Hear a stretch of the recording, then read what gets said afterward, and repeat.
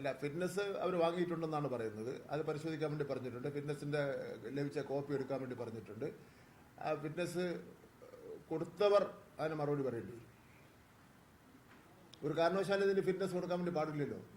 പണ്ട് 10 വർഷം മുമ്പേ ഫിറ്റ്നസ് കൊടുത്തെന്ന് പറഞ്ഞാൽ അത് വേറെ കാര്യം. ഇപ്പോഴത്തെ കാര്യം പറഞ്ഞാൽ മതി. ഇപ്പോഴാണല്ലോ ഒരു പ്രശ്നം ഉണ്ടായത്. യഥാർത്ഥത്തിൽ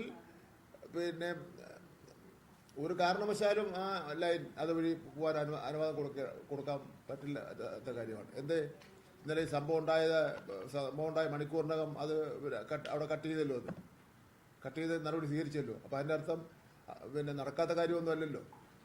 സർക്കിളിൽ തന്നെ പറയുന്നുണ്ട്, വിദ്യാഭ്യാസ തുടങ്ങി സ്ഥാനത്തിരിക്കുന്നവർ യോഗം ചേർന്ന്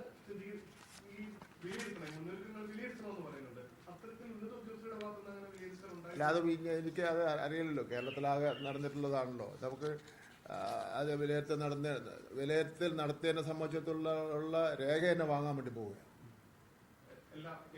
എല്ലാ DO-മാരും രേഖ തന്നെ വാങ്ങാൻ വേണ്ടി. ഇത് 10 പേജുള്ള സർക്യൂട്ടാണ്.